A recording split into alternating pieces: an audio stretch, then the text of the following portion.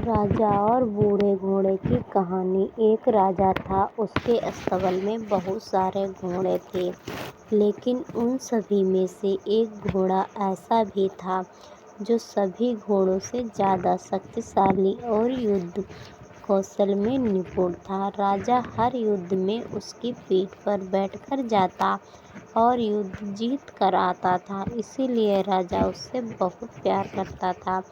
समय के साथ घोड़ा बूढ़ा हो गया।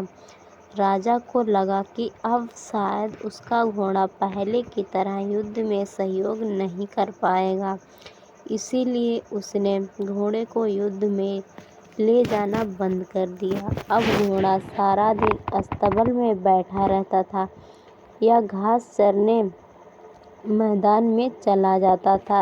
एक दिन घोड़ा कहीं दूर निकल गया और रास्ते में आते समय एक नदी मिली। नदी में कीचड़ था। घोड़े को लगा कि वह आसानी से नदी पार कर लेगा, किंतु जैसे ही उसने नदी पार करने का प्रयास किया, वह कीचड़ में फंस गया। घोड़ा जितना कीचड़ से बाहर आने का प्रयास करता, वह उतना ही उसमें फंसता जा रहा था। अपने आप को मुसीबत में घिरा देख घोड़ा जोर-जोर से हिनहिनाने लगा। घोड़े की हिनहिनाने की आवाज़ सुनकर रास्ते में जा रहे राहगीर इकट्ठे हो गए। उन सभी ने मिलकर घोड़े को कीचड़ से निकालने का प्रयास किया, किंतु वे असफल रहे। लोगों ने घोड़े के मालिक का पता किया तो पता चला वह राजा का घोड़ा है। यह बात राजा तक पहुंचाई गई कि उनका प्यारा घोड़ा गहरे कीचड़ में फंस गया है और कीचड़ से नहीं निकल पा रहा है। राजा अपने सैनिकों के साथ घटना स्थल पर पहुंचा और घोड़े को निकालने का प्रयास करने लगा, किंतु उन्हें भी सफलता नहीं मिली।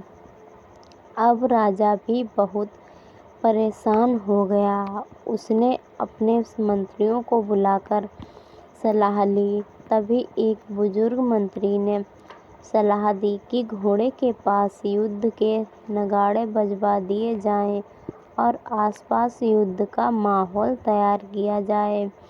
राजा को बूढ़े मंत्री की सलाह अच्छी लगी और उसने वैसा ही किया। जैसे ही नगाड़े बजे, तलवारों और ढालों की आवाज़ गूंजी, वैसे ही बूढ़े घोड़े में मानो फिर से जवानी आ गई और मानो उसकी नसों में खून का संचार कई गुना बढ़ गया।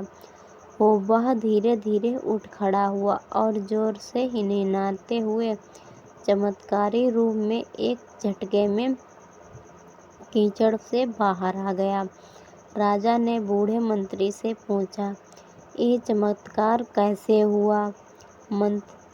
मंत्री ने उत्तर दिया, ये घोड़ा बूढ़ा जरूर हो गया है, लेकिन जब इससे काम नहीं लिया गया तो इसके अंदर का उत्साह और आत्मविश्वास खत्म हो गया था और आज फिर से वही माहौल मिला तो उसमें उत्साह का संचार हुआ और ताकत लौट आई है। राजा को भी सारी बात समझ में आ गई और उसने अपने वीर घोड़े को फिर से काम पर रख लिया।